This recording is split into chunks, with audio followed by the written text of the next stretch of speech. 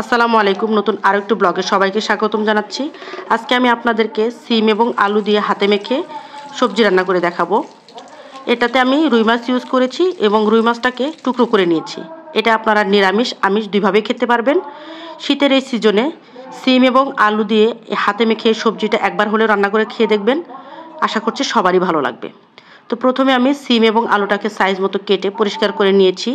তারপরে এখন আমি দিয়ে দিব আদা বাটা, রসুন বাটা, পরিমাণ মতো মরিচ বাটা, লবণ, হলুদের গুঁড়ো, মরিচের গুঁড়ো।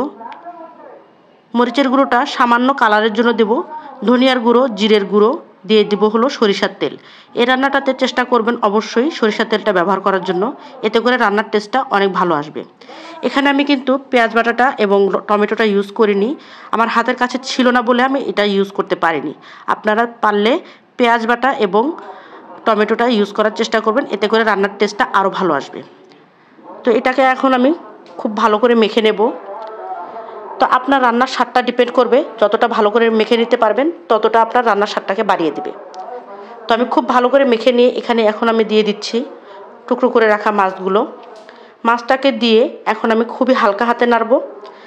এটাকে খুব বেশি চেপে চেপে মাখাবো না, এতে করে মাছটা নরম হয়ে গলে যাবে রান্নার পরে।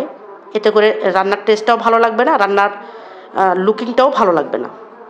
তো আমার কিন্তু মাখানো কমপ্লিট। এখন আমি চলে যাব সরাসরি চুলায়। তো আমি কিন্তু খুব ভালো করে মেখে নিয়েছি। এখন আমি এখানে পরিমাণ মতো পানি দিয়ে চুলার জালটা জ্বালিয়ে দেব।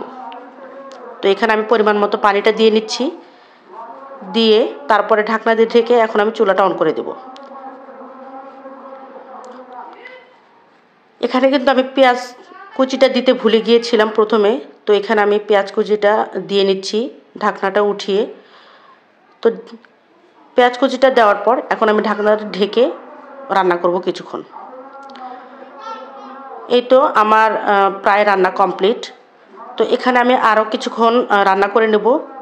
যে যতটুকু ঝোল খেতে পছন্দ করেন ততটুকু পরিমাণ রান্না করে নিলেই কিন্তু আপনার রান্নাটা কমপ্লিট। এখানে আমার আলুটা সেদ্ধ হয়ে গেছে এবং সিমটাও কিন্তু সেদ্ধ হয়ে গেছে। এখন আমার কাঙ্ক্ষিত ঝোলটা যখন শুকিয়ে আসবে, আমার কাঙ্ক্ষিত ততক্ষণ পর্যন্ত আমি রান্না করে নেব যতটুকু আমি ঝোল রাখতে চাই।